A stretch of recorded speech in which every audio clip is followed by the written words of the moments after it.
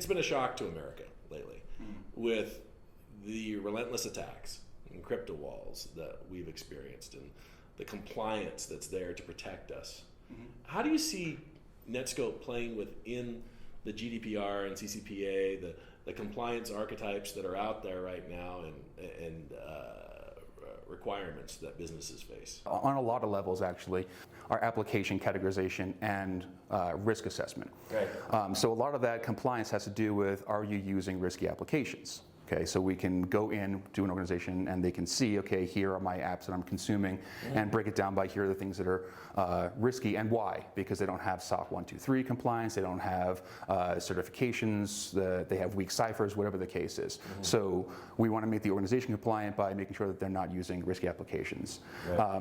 What we're also doing, of course, from data loss prevention is making sure that we're preventing the data exfiltration. Right.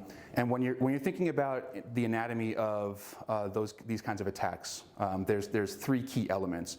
First is the intrusion, right? So that's the malware or the ransomware getting on the device in the first place. Yeah. So we've got real-time AV and malware scanning, sandboxing that we're going to do to prevent that intrusion in the first place. Right.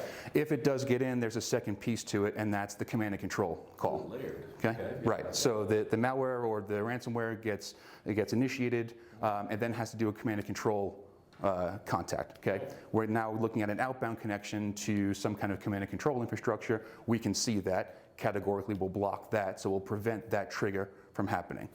Then the third phase is some kind of data exfiltration, is they want to get in there and they want to remove data that they can then sell. They want to monetize that breach. So we're going to look at the data movement, see that there's movement going to a place it shouldn't, data that shouldn't be moving there, a user that shouldn't be moving that data, a large volume of data that's suddenly moving that is atypical to that user, and then any one of those triggers will prevent that particular action from happening.